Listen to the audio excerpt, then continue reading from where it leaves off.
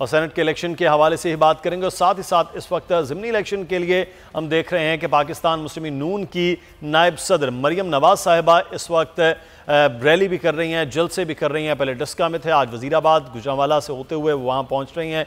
तो हम बात करेंगे। राना एहसान साहब हमारे साथ मौजूद हैं, पाकिस्तान मुस्लिम नून के रहनुमा हैं। बहुत शुक्रिया राना साहब आपके वक्त का। राना साहब, पहले तो हम ये बात कर लेते हैं कि एक जो स्ट्रीट एक्टिविटी है वो नज़र आ रही है पाकिस्तान मुस्लिम नून में दोबारा से, वो बड़े पैमाने पे जलसों की बजाय वो रैली और छोटी जो जलसे हैं उसकी सूरत वो नज़र आ रही है, इलेक्शन का एक पूरे माहौल की सूरत में है। तो ये अब आप तो भरपूर किस्म की इलेक्शन मुहिम और इलेक्शन जीतने के लिए अपनी कोशिशों और तगोदो में लगे हुए हैं। आप एक जानिब कहते हैं सिलेक्टेड असम्बलीज़ हैं, सिलेक्टेड वज़ीर आज़म है, फिर वहाँ जाएंगे। ये क्या है, किस तरह से आप फैसला क्या करना चाह रहे हैं कि इस सेनेट के इलेक्शन से लेकर कौमी असम्बली के सूबाई असम्बलियों के इलेक्शन तक हिस्सा लेंगे और फिर इस असम्बलियों को ख़त्म करेंगे, फिर इस हुकूमत का खात्मा करेंगे? देखें, बिल्कुल बहुत अच्छा सवाल आपने किया। सेनेट के इलेक्शन से तो हम इनिशियली कभी भी नहीं फैसला हुआ था कि हम इस्तीफा देंगे। उस वजह से जब सेनेट के इलेक्शंस आ रहे थे तो ये फैसला पीडीएम के प्लेटफॉर्म में किया गया कि अगर हम इससे पहले रेजिग्नेशन दे देते हैं, रिजाइन कर देते हैं सूबाई असेंबलियों से, तो फिर जो सेनेट का इलेक्शन जो कि एक परमानेंट अदारा है जिससे हम वैसे भी रिजाइन नहीं कर रहे थे, वहां हम बहुत ज्यादा लॉस कर लेंगे और उस मेजॉरिटी वन वे मिल जाएगा पीटीआई को। तो ये फैसला किया गया कि सेनेट के इलेक्शन में भरपूर तरीके से जो है वो हिस्सा लिया जाएगा। इसी तरह ज़िमनी इंतखाबात में भी इसी वजह से फिर हिस्सा लेने का फैसला कर लिया गया। और जब ये फैसला कर लिया गया कि हिस्सा लेना है तो फिर उसके लिए पूरी तैयारी की गई और पूरी तैयारी जारी है। आप देख रहे हैं कि डस्का में भी और इस तरह वजीराबाद में भी जो है वो प्रॉपर तरीके से कैंपेन चल रही है इलेक्शन की, और इंशाल्लाह ताला बड़ा मुस्बत रिजल्ट आएंगे।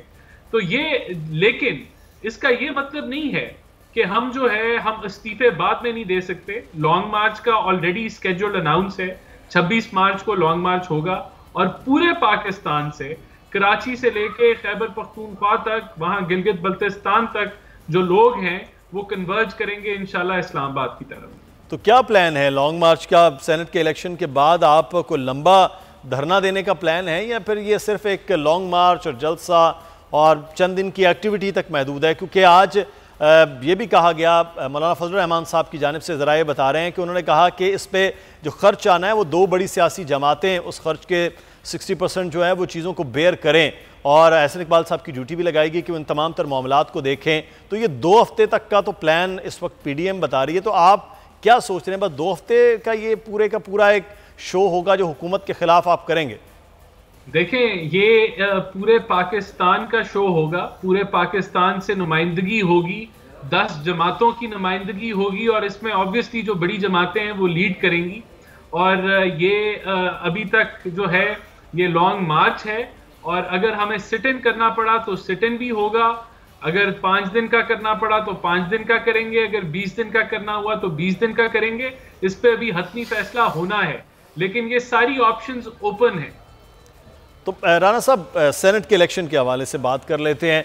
पाकिस्तान मुस्लिम नून के हवाले से मुतमईन है क्योंकि पाकिस्तान तहरीक इंसाफ कहती है पंजाब में हम नून लीग को भी सरप्राइज़ देंगे, क्योंकि आपके कुछ मेंबरान की मुलाकातें बाकायदा तौर पर अनाउंस्ड और पूरी मीडिया ने देखा, आपने देखा, वो जाकर वज़ीर आला से मिल रहे हैं। तो आपके अपने मेंबरान जो हैं वो आपके अपने ही लोगों को वोट देने के लिए तैयार हैं? देखिए, ये इसमें बहुत बड़ा तजाद है।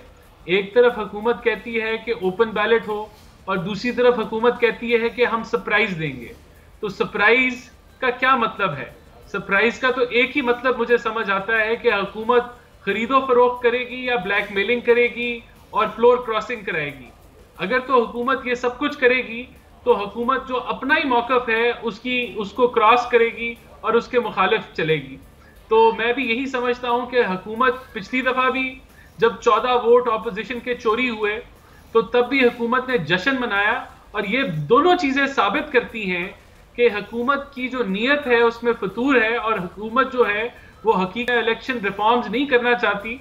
वो सिर्फ ये इलेक्शन के अंदर खुद जो है वो धांधली के अंदर, पहले उन्होंने 50 करोड़ रुपए अनाउंस कर दिए, फिर उनको उससे पीछे हटना पड़ा। तो ये सारे मामला हुकूमत की जो एक्शंस हैं वो इसी चीज के ऊपर पॉइंट करते हैं कि हुकूमत खुद जो है सबसे बड़ी करप्ट प्रैक्टिसेस में मुलव्वस है, इलेक्शन के खरीदो फरोख्त में मुलव्वस है। और जब ये इनकी वीडियोस निकली, वो वीडियो में भी पीटीआई वाले पीटीआई वालों को पैसे दे रहे थे और पीटीआई वाले वीडियो बना रहे थे, तो इस सारे मुद्दे के अंदर अगर कोई गिल्टी पार्टी है तो वो हुकूमत की नजर आती है। लेकिन मैं आपको ये बता दूं कि अल्हम्दुलिल्लाह हमारी पार्टी के जो है तकरीबन 100%, अगर 100% नहीं तो 99% मेंबर्स साथ खड़े और एक यकजहती के साथ वोट डाला जाएगा। अगर कोई खतरा होना चाहिए तो वो हुकूमत को होना चाहिए, और उसकी वजह बुनियादी सिर्फ एक ही है। तो ये देखने के हुकूमत को कितने खतरात हैं, क्योंकि हुकूमत भी अपने नंबर्स के हवाले से बड़ी दावे कर रही है। पाकिस्तान पीपल्स पार्टी के भी मामला बड़े अहम हैं, क्योंकि इस वक्त मरकज़ में साबिक वज़ीर आज़म यूसुफ रज़ा गिलानी साहब जो हैं वो सेनेटर के लिए आए हैं। एक साबिक वज़ीर आज़म उनके तजवीज़ कुनिंदा थे, दूसरे साबिक वज़ीर आज़म उनके तायद कुनिंदा थे। तो ये बड़ी एक दिलचस्प और बड़ी ज़बरदस्त किस्म की चीज़ सामने आ रही थी जिस दिन वो गए थे अपने कागजात नामजदगी के लिए। तो हमारे साथ फैसल करीम कुंडी साहब मौजूद हैं, पाकिस्तान पीपल्स पार्टी के रहनुमा हैं। बहुत शुक्रिया कुंडी साहब आपके वक्त का। पाकिस्तान पीपल्स पार्टी की ख़ास तौर पर सिंध में क्योंकि मेंबर्स 10 उतार दिए हैं, तो क्या इतनी बड़े स्ट्रेंथ तो नहीं है वोट के हिसाब से, तो क्या वोट फिर आपको भी दूसरी जमातें देने जा रही हैं सर? तो क्या तैयारी सिंध के हवाले से ख़ास तौर पर है?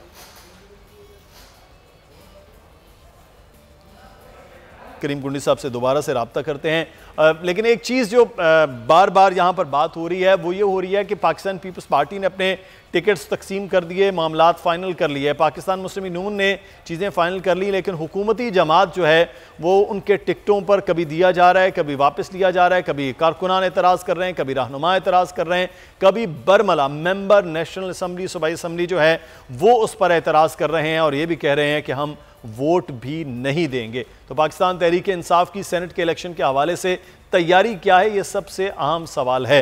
राना एहसान साहब हमारे साथ मौजूद हैं। राना साहब, ये तो मामला ठीक है, लेकिन दूसरी बात यह है कि पाकिस्तान पीपल्स पार्टी ने अपना एक मेंबर खड़ा कर दिया है पंजाब असम्बली के अंदर।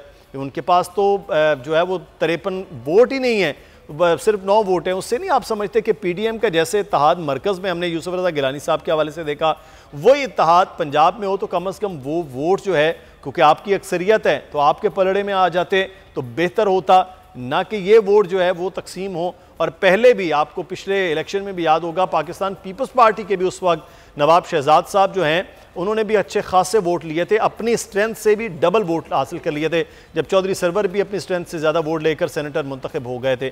तो यहाँ इत्तेहाद क्यों नहीं हो पाया है, इसकी क्या वजूहत है पंजाब में?